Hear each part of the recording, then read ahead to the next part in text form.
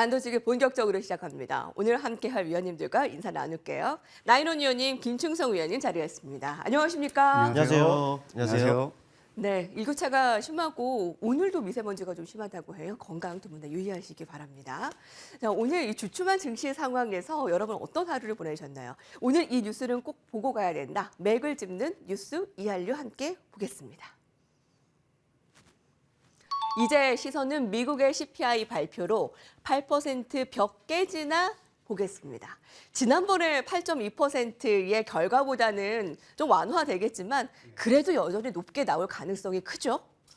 일단 현재 시점에서 일단은 전일 같은 경우에 이제 다우지수가 600포인트 이상 이제 하락세를 보여줬던 것이 네. 일단 CPI 지표가 이제 발표되는 것에 대해서 일단 부담감을 느끼고 혹시나 만에 하나 일단 지금 현재 투자은행 쪽에서 계속적으로 언급하고 있는 게 대략적으로 7.9% 정도를 예상을 하고 있습니다. 근데 이보다 조금 더 높게 나오지 않을까. 그렇게 된다면 일단 앞서 예상했던 것과 너무 정반대 상황이 되다 보니까 앞으로 경기 침체가 계속적으로 진행이 될 것이고 인플레이션 상황은 전혀 개선의 기미가 없다라는 것이 확정적인 어떤 의견이 그리고 사실이 되어버린다라는 것이 시장의 어떤 공포감을 좀 불러왔다라고 좀 할 수가 있겠습니다. 일단 이런 부분들에 있어서 저도 지금 현재 이 자리에 있지만은 감히 어떤 식의 방향성을 보여줄 것이다, 뭐 올라갈 것이다, 내려갈 것이다 함부로 말씀드릴 수는 없습니다. 다만 중요한 것은 뭐 예상치가 7.9%고 또 전년 같은 경우에 8.2% 정도 좀 보여주고 있는데 대략적으로 8% 이상일 경우에는 앞으로 특히 올 연말까지는 시장 다소 침체 구간을 이어갈 가능성이 좀 매우 크다라는 좀 말씀을 드리겠고요. 일단 이 부분은 여러 가지 시장에 큰 영향을 좀 미칠 수밖에 없습니다. 특히 이제 우리나라 같은 경우에는 11월 24일 앞서 말씀드린 것과 마찬가지로 금통위 기준금리 결정이 있습니다. 자, 기준금리를 결정하는 데 있어서 앞서 CPI 결과 발표가 되고 그 이후에 FOMC 회의를 통해서 미국 기준금리를 인상폭을 이제 결정을 하게 될 텐데 그것이 아마도 높게 나온다면 자이언트 스텝이 될 것이고 낮게 나온다면 빅 스텝 정도가 될 것입니다. 그런데 우리나라의 기준금리는 지금 현재 미국과 약 1%포인트 정도의 기준금리 역전 차이를 보여주고 있죠. 이 차이를 좁히기 위해서는 최선의 선택은 사실상 자이언트 스텝, 즉 0.75%포인트를 인상하는 건데 만약에 CPI 지표가 높게 잡힌다라고 한다면 오히려 그보다 더 높은 어떤 상승폭을 가져가야 될 수도 있다라는 필요성이 대두가 될 수가 있다라는 겁니다. 왜? 일단 CPI 지표가 지금 예상치보다 상했을 경우에는 미국 같은 경우에는 자이언트 스텝 그 이상, 즉 뭐 울트라 스텝까지도 그 가능성이 있기 때문에 그렇게 된다면 우리나라와 미국의 금리 역전 차이가 1.5%포인트 이상이 나게 된다면 이것은 그 10년 내 가장 최고의 어떤 금리 역전 차이를 가져가는 상황이 되다 보니까 이것만으로도 일단 환율 시장에도 큰 영향을 미칠 수가 있을 것이고요. 특히나 우리나라처럼 어떤 해외 수출, 또는 무역 어떤 경제 시대에 있어서 상당히 어떤 리스크로 좀 작용할 수 있다는 부분을 어느 정도 충분히 좀 감안을 해야 될 것입니다. 자, 일단 이런 부분들 전반적인 상황들 좀 고려했을 때 일단 오늘 내일 상당히 지금 증시 분위기가 향방이 좀 결정이 될 것으로 좀 보여지고 있는데 개인적인 바람입니다. 일단 7.9% 이하로 발표가 되었으면 좋겠고 일단 혹여 그 이상이 나온다 할지라도 내일 시장 충격 일시적이다. 일시적일 수 있으니까 만에 하나 하락 시에는 너무 부원해동하지 마시고 일단 시장 좀 여유 있게 관조하시고 만약 하회로 나오고 나서 시장이 좀 횡보하게 된다면 일단 여유 있게 다음 주 시장을 내일은 좀 준비하시는 것이 좋지 않겠는가라고 좀 정리해드리도록 하겠습니다. 그렇군요. 9월에 CPI가 8.2%. 근데 그 부분보다는 낮게 나오겠죠. 여튼 근데 지금의 예상치는 7.9%입니다. 하지만 8% 이상 나올 가능성도 있는데 그렇게 되면 시장에 좀 충격은 있을 것이고 하지만 일시적인 가능성이 크기 때문에 너무 놀라지 말라라는 의견도 내놨습니다. 7.9% 아래로 나오기를 일단은 지금 우리 모두가 지금 바라는 마음입니다. 김충섭 위원님 네. 어떻게 예상하십니까? 뭐 시장의 관심이 지금 오늘 밤 10시 30분이죠. 이번 주에 너무 참 바쁘게 지나가는 것 같아요. 네. 일단 뭐 시장의 그 관심이 다 지금 10시 반 정도에 가 있습니다. 여러분도 다 아시겠습니다만은 미국 CPI가 지금 발표가 지금 되기 때문이죠. 맞습니다. 이번 CPI 같은 경우에는요. 그래요. 예상이 되기로는 좀 많게는 8.1까지 예상이 되는 것도 있고요. 뭐 7.9라고 지금 예상이 되는 부분입니다. 사실 이번 같은 경우를 본다면은 우리 시장이 그동안에 좀 진정세를 나타냈던 것이 맞아요. 지난 10월 중반서부터. 그런데 사실 이게 이게 왜 그랬냐면 속도 조절론 때문이라는 것이죠. 그런데 이번에 그 CPI는 이 숫자가 중요합니다. 네, 앞서서도 우리 그 나인원 위원께서도 잘 설명해 주셨습니다만은 이게 기준점이 확실히 8%라고 좀 보시면 될 것 같아요. 이 8%보다 8%를 유지하느냐 혹은 8% 이하로 내려오느냐 이 부분에 따라서 뭐 시장의 좀 변동성을 좀 확대할 수 있고 그렇다 보니까는 약간 뒤숭숭한 분위기가 좀 있다라고 할까요? 네, 그렇게 좀 보시면 될 것 같은데 일단 그렇습니다. 만약에 이번 CPI가 이 7%대 물론 이제 저 후반이긴 하겠습니다만은 8% 밑으로 내려오게 된다면은 당연히 네, 호재로 받아들여질 수밖에 없습니다. 네, 이거는 7.9 정도로 이제 내려오게 된다면은 러시아와 이제 우크라이나 전쟁이 일어나기 그 이전으로 돌아가는 거예요.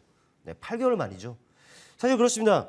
그동안 그 연준의 관심사는 이제 확실하게 이제 물가에 있었다라는 것인데 이게 만약에 8%대를 깨지게 된다면은 이 물가가 조금은 이제 잡히고 있는 것이 아니냐라는 그 시그널로 지금 해석이 될 수가 있습니다.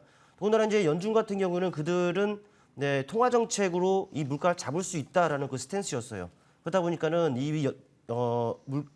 금리라든지 이런 그 통화 정책으로 인해서 이게 확실하게 데이터가 좀 필요한 상황이었단 말이죠.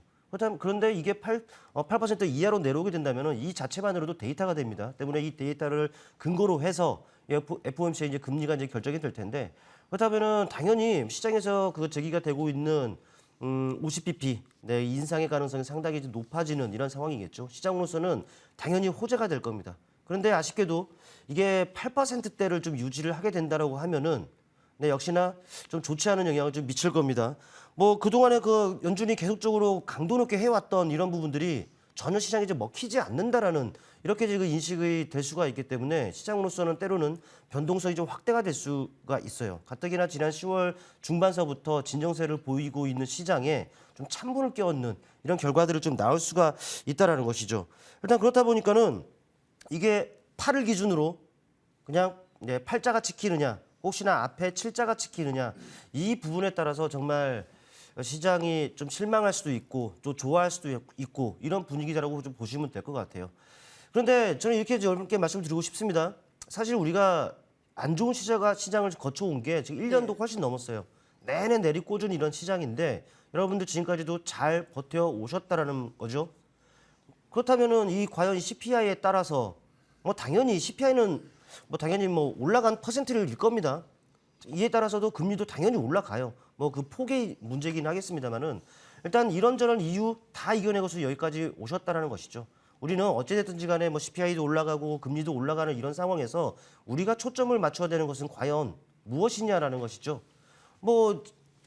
CPI가 안 좋게 나와서 또 금리가 정말 75bp 혹은 그 이상 올라갈 것이 염려돼서 시장이 안 좋게 흘러간다 하더라도 반응하는 섹터, 반응하는 종목은 있기 마련이에요. 우리는 거기에 초점을 맞춰야 된다는 것이죠. 아무리 생각해봐도 이슈밖에 없을 것 같습니다.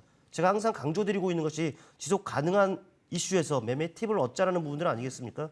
정말 거기서 팁을 얻고 이 선점하는 것들만 여러분들이 잘한다면은 좀 혼탁하게 흘러갈 수 있는 이런 시장에서도 잘 승산이 있는 싸움을 좀 해갈 수 있을 거예요. 너무 걱정하지 마시고 지금까지 잘 버텨오셨잖아요. 힘들 내시고 오늘 10시 반 정도에 어떤 숫자가 나오는지 한번 같이 지켜보자고요. 네. 10시 반에 어떤 숫자가 나오는지 같이 지켜보는 걸로 하겠습니다. 이번에는 숫자가 중요할 것 같다. 8%이 벽 깨지다. 지난 숫자였던 8.2%보다는 완화되겠지만 8% 이상이 나온다면 지금 그렇게 금리는 금리대로 올리는데 여전히 물가는 높고 좀 실망스럽겠죠. 7.7이라는 앞에 숫자를 볼 수 있을까 좀 관심이 모아지고 있습니다. 이렇게 어려운 시장에서는 역시 지속 가능한 이슈에 좀 단기 트레이딩에 집중을 해야 된다라는 게 더 와닿습니다. 오늘도 많은 종목들이 좀 하락하면서 진작에 수익 난 것 좀 챙길 걸 이라고 생각하시는 분들이 많네요. 자, 그래서 오늘 핫 키워드를 준비했습니다. 주제 공개하겠습니다.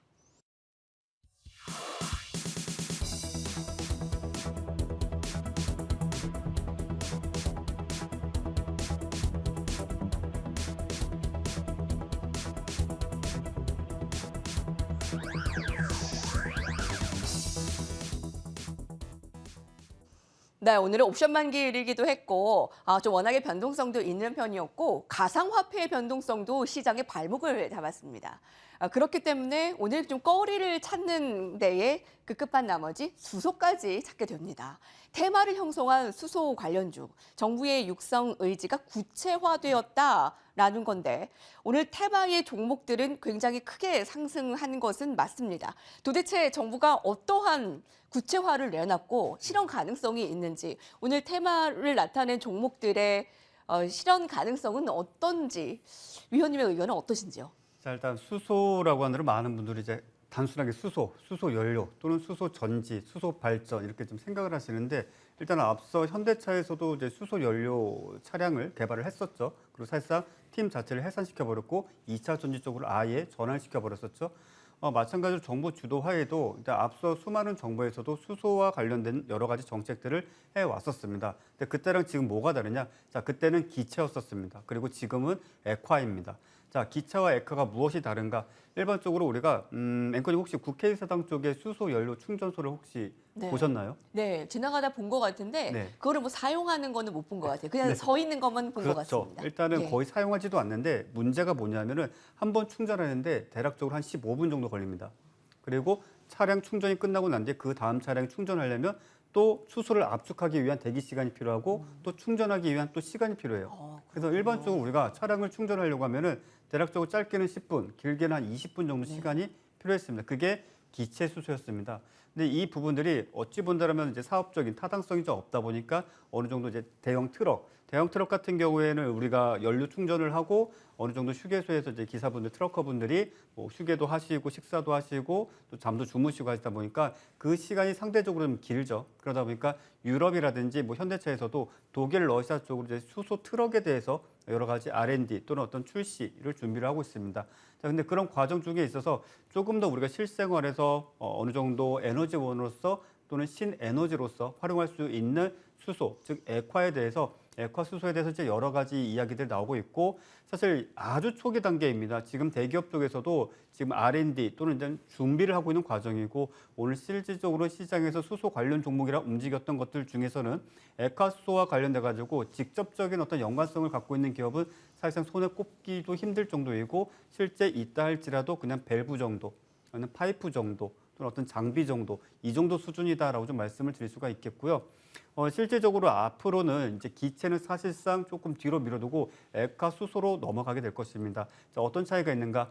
일단은 기체 수소에 비해서 우리가 똑같은 저장고가 있을 때 같은 부피 내에 사실상 800분의 1 정도 수준으로 엄청난 양의 액화 수소를 저장을 할 수가 있습니다. 즉 에너지 밀도가 상대적으로 매우 높을 뿐더러 일단 운송이라든지 또는 어떤 저장 그리고 실질적으로 충전할 때도 앞서 제가 기체 수소를 충전했을 때는 대략적으로 한 15분 정도의 시간이 소요된다고 했다라면 액화 수소 같은 경우는 대략 한 3분 정도, 길어봤자 5분 정도밖에 소요가 되지 않습니다. 그렇기 때문에 이제 우리가 일반적으로 사용하고 있는 뭐 경유라든지 휘발유 충전하는 것과 상당히 유사한 비슷한 시간대를 유지해 주고 있기 때문에 이런 부분들에 있어서 일단 사업적인 타당성이 있다라고 판단을 한 것이고 이런 어떤 부분들을 정부 차원에서 대대적으로 장기간에 걸쳐서 투자를 하고 육성을 하겠다라는 발표를 하였습니다. 실제 업계 동향을 좀 살펴보게 된다라면은 앞서도 말씀드렸지만 유럽이라든지 우리나라에서도 일단 수소 트럭이라든지 또는 운송과 관련된 다른 대형 그런 어떤 차량에 대해서 계속적인 연구 개발이 이루어지고 있습니다. 뭐 잠시 후에도 말씀을 드리겠지만 현대차 역시 마찬가지로 수소와 관련돼서 뭐 소형 차량, 뭐 넥소라고 이제 불리는 네. 그런 차량도 실제 판매도 되고 있고 뭐 전 세계에서 가장 많이 팔린 수소 차량이라고 하지만 실제 판매량은 1000대 정도밖에 되지 않을 정도로 아주 미미합니다. 근데 그 정도 시장 자체가 아직 작고 하지만 트럭이라든지 어떤 운송 수단에 있어서는 상당히 그 시장이 크다라고 할 수가 있기 때문에 이런 부분들에 대해서 잠시 후에 제가 현대차 설명드릴 때 말씀드리겠고 마지막으로 자, 수소라고 한다면 우리가 이 수소를 가지고 그냥 에너지원으로 바로 사용을 하는가? 아닙니다.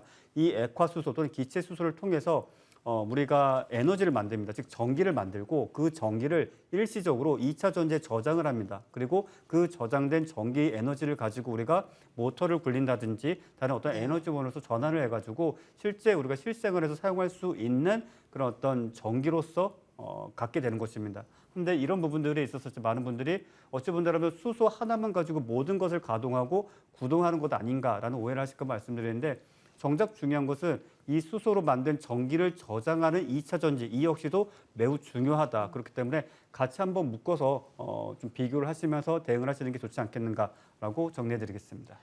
예. 사실 정부의 수소 경제 육성에 대한 목소리는 이번이 처음이 아니지 않습니까? 그렇죠. 근데 네. 지난번과 이번이 좀 다른 점이 느껴지네요. 네. 기체 쪽과 이번엔 좀 액화 쪽에 조금 더 그렇죠. 구체화되는 지난번에는 이제 부분들이 기체 쪽에 대해서 이제 다릅니다. 얘기를 했었고 이번에는 예. 이제 액화 쪽을 아예 딱 지정을 해가지고 이제 좀 육성을 하겠다라고 네. 했는데 아직은 시작입니다. 그러니까요. 네. 조금 더 뭐 실현 가능성이 한 걸음 다가갔다는 정도가 맞을 것 같은데 오늘 이제 삽을 떴다 정도. 그러니까요. 근데 오늘 종목들의 흐름을 보면 중소형주들이 크게 네. 오르지 않았습니까? 그렇죠. 어떤 특징주를 좀 주목하셨어요? 일단은 현대차를 저는 좀 말씀을 드리고 싶습니다. 중소형주가 아니네요. 오히려 네, 더 많이 오르는. 아예 이제 네. 현대차를 좀 말씀드리고 싶은 게 실질적으로 이제 수소 에너지를 가지고 우리가 어떤 영업이익을 낼 수 있는 회사 실제 좀 찾아본다라면 그리 많지는 않습니다. 뭐 범한 퓨얼셀, SPfuel셀, JNK 히터 아까 나왔던 평화산업홀딩스 이런 것들은 사실상 개별주로서 또는 수소 연료 전지 발전소 이쪽으로 좀 많이 특화가 되어 있고요. 실제 이 수소를 가지고 우리가 어떤 판매를 통해서 매출을 올리고 영업이익을 남길 수 있는 것이 과연 무엇이 있는가? 그러면 일단 현대차. 현대차 같은 경우는 지금 현재 그 차량이 액션트 퓨얼셀이라는 차량을 실제 만들고 출시하고 있고요.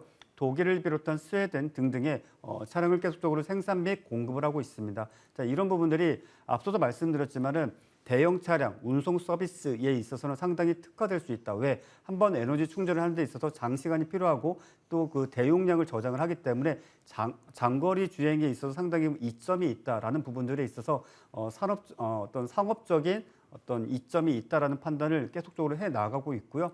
아마 미국 쪽에서도 지금 현재 수소 관련된 어떤 자동차는 역시 마찬가지로 트럭이 가장 먼저 개발이 되고 있습니다. 그렇기 때문에 이런 부분들에 있어서 선제적으로 어찌 본다면 2차 전지 전기차를 출시하기 전에 전 세계에서 가장 고집을 부렸던 회사 중에 하나가 이제 현대차죠. 수소 전기 에너지로 우리는 전기차를 만들 것이다. 하지만 결국 포기했지만 지금은 그 기술을 가지고 오히려 트럭이라든지 버스라든지 이런 쪽을 활용을 하고 있고 우리나라 내수 시장보다는 해외 시장을 먼저 개척해 나가고 있는 상황이다. 이렇게 좀 정리해드리겠습니다. 네, 나이론위원의 픽은 현대차를 이제 수소 경제와 관련한 종목으로 꼽았습니다.